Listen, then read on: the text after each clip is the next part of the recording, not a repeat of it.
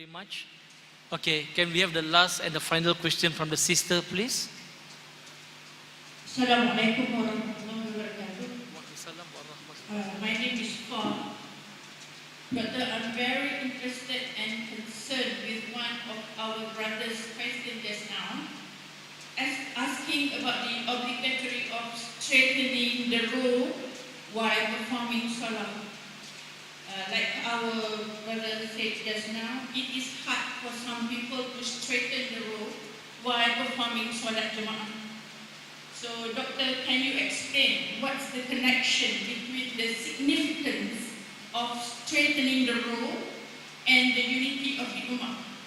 And also the impact of not doing so.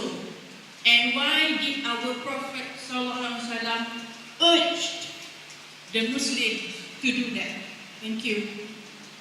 The sister asked the question that what is the importance of straightening the rows and unity in the Muslim Ummah. See, when we talk about unity, people talk about theory, Islam shows you practically. When we talk that we are against racism, we practically demonstrate it 5 times in our salah. That when we come together, whether king or pauper, when we stand for salah, we stand in the same row, shoulder to shoulder. Quran or Hadith doesn't say that the king cannot stand, the rich one stands first and the poor one stands behind. No, whoever comes early, he's in the first row. Whoever stands in the first row, he gets more sawab. And our beloved Prophet said, do not let anyone get up from the seat for a person who comes late. That is also prohibited. So where is Hadith? So if a poor man comes first, he gets more sawab.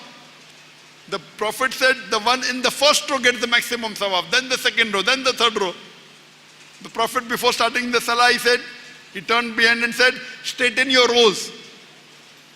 The feet should touch the feet and the shoulder to shoulder. Why?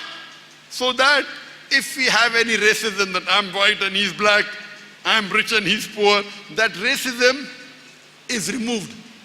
Shoulder to shoulder, feet to feet. Hazrat Anas may Allah be pleased with him, he said that when we Sahaba stood, our shoulders touched the shoulders, our feet touched the feet. When they went in ruku, if it wasn't straight, the Sahabas used to straighten. When you go in ruku and you realize that the saf is not correct, that time, but naturally when they're in the ruku they can see their feet, they straighten. It is what is the importance? The importance is so that if there is any ill feeling between your brothers, that ill feeling is removed. Do not leave any gap for the Satan. Meaning what? Meaning so that the love of the brotherhood is increased. It's very important. But again, if some people don't have knowledge and they don't want to do it, don't fight, because that will be a fitna. Straightening is important, but if your neighbor who's a Muslim, he doesn't know the hadith, he thinks it's not required, and he runs away from you, you don't spoil your salah. Do you understand?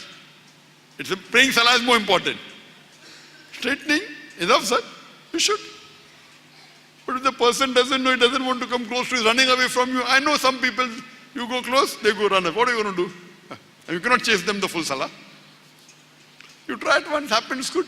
So don't make it troublesome. But according to Sahih Hadith, yes, you should straighten the row. You should stand in the same row. It's important, don't leave any gap. And that's what most of the imam before starting the salah say, this increases the brotherhood. Hope that answers the question, sister.